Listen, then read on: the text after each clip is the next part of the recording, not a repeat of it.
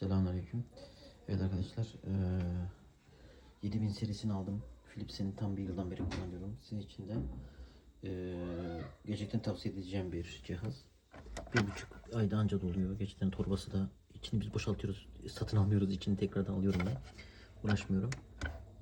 Ama sizin için en önemlisi şeyi, hem televizyonunuzu hem de makinenizi korumak için Philips'in de kendi orijinal koruyucusunu alın. 650 TL'lik bu akım koruyucu. İnanın çok önemli. Garanti kapsamına sokmuyorlar. Onu da baştan söyleyeyim. Bu tür şeyler aldığınızda lütfen koruyucu alın. Geçen benim Roborox'um bozuldu ve garanti kapsamına sokmadılar. O yüzden bu şekilde cihaz aldım.